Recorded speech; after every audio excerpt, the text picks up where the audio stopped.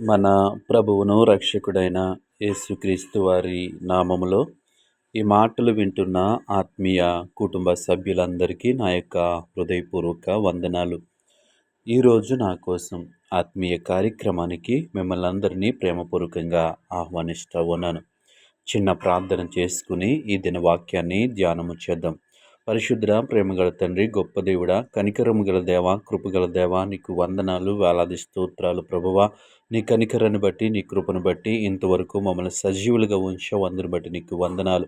ఈ సమయంలో నీ మాటలు వినటానికి ఆశ కలిగి ఉంటుండగా ఉదయకాల సమయంలో నీ వాక్యం ద్వారా మాతో మాట్లాడమని యేసు నామములో అడిగి వేడుకుంటున్నాము పరమ తండ్రి, ఆమేన్.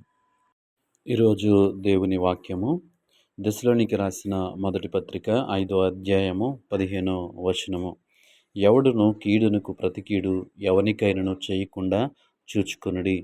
ఈ వాక్య భాగాన్ని మనము పరిశీలన చేసినట్లయితే, దేవుని ఎరిగినటువంటి వారు, దేవుని వాక్యమందు విశ్వాసం ఉంచినటువంటి వారు ఏ విధంగా జీవించాలి ఈ లోకంలోని దేవుని వాక్యము తెలియచేస్తూ ఉంది. ఏ విధంగా జీవించాలంటే, కీడుకు ప్రతి కీడు ఎవనికి చేయకూడదు.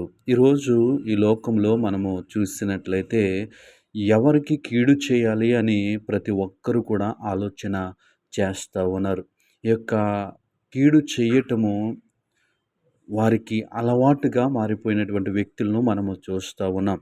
కీడు చేసిన వారికి ఇంకా కీడు చేయటం కోసము రకరకాల మార్గాలు అనుసరిస్తున్నటువంటి సమాజంలో మనము బ్రతుకుతూ ఉన్నాం. అయితే ఈ ఉదయకాల సమయంలో దేవుని వాక్యము తెలియచేస్తూ ఉంది, ఎవడును కీడునకు ప్రతి కీడు ఎవ్వనికైనను చేయకుండా చూచుకొనుడి. మనము ఎంత జాగ్రత్తగా ఉండాలి అంటే, కీడు విషయంలో చాలా జాగ్రత్తగా ఉండాలి. దేవుని వాక్యం తెలియచేస్తూ ఉంది, చూచుకోండి. ఏం చూసుకోవాలి? కీడు చేయకుండా చూసుకోండి. ప్రతి కీడు, ఎవరైనా మనకి కీడు చేసినప్పుడు వాళ్ళకి ప్రతి కీడు మనము చేసేవారిగా ఉండకూడదు. ఎందుకంటే దేవుని చిత్తము లేకుండా, దేవుని ఉద్దేశము లేకుండా ఈ లోకంలో ఏది కూడా జరగదు.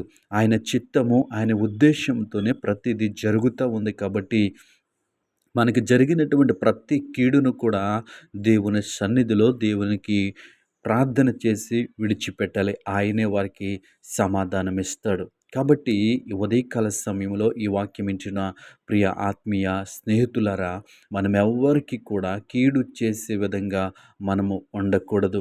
కీడు చేసే విధంగా మన మాటలు ఉండకూడదు. కీడు చేసే విధంగా మన ఆలోచన ఉండకూడదు అని దేవుని వాక్యము తెలియచేస్తూ ఉంది. ఎంతగా ఓర్చుకోవాలంటే, యోసేపు జీవితంలో మనము చూసినట్లయితే తన అన్నలు అతను ఎంతగానో హింసించారు, ఎంతగానో బాధ పెట్టారు. అయినా కానీ తనకి కీడు చేయటానికి అవకాశం వచ్చినప్పుడు, ఆ దేశంలో ఒక ఉన్నతమైన స్థానంలో ఉన్నప్పుడు, వాళ్ళ అన్నలందరూ వెళ్ళినప్పుడు ఏమాత్రము కూడా కీడు చేయటానికి ఇష్టపడలేదు. అంత మాత్రమే కాదు, ఇంకా ఎక్కువగా ప్రేమించినట్లుగా మనము చూస్తూ ఉన్నాం. కాబట్టి దేవుని చిత్తము, దేవుని ఉద్దేశము మన జీవితంలో జరుగుతూ ఉన్నప్పుడు అనేక మంది మనకి కీడు చేస్తూ ఉండొచ్చు. మనం అయ్యో, నేను వారికి ఏమీ చేయలేకపోతున్నాను, వారి మీద పగ తీర్చుకోలేకపోతున్నాను అని ఆలోచన చేస్తున్నట్లయితే దేవుని వాక్యం సెలవిస్తూ ఉంది, అటువంటి ఆలోచనలు ఎంత మాత్రమో మనము ఉంచుకోకూడదు. అందుకే ఈ వాక్యాన్ని మనం చూసినట్లయితే,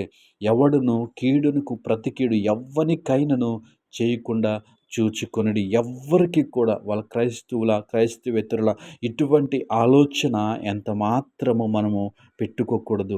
ఎప్పుడైతే ఇలాంటి ఆలోచన లేకుండా మనం ఉంటామో, దేవుడే వారికి సరైన సమయంలో దేవుడే వారికి తీర్పు తీరుస్తాడు. కాబట్టి ఈ వాక్యమును బట్టి మన యొక్క ప్రవర్తన, మన యొక్క మాటలు సరిచేసుకుందాం. కీడు గురించి ఏమాత్రము ఆలోచించకుండా మనము దేవుని యందు విశ్వాసంతో, నమ్మకంతో సాగుదాం. దేవుడే మనకి అన్ని విషయాల్లో సహాయం చేసి నడిపిస్తాడు.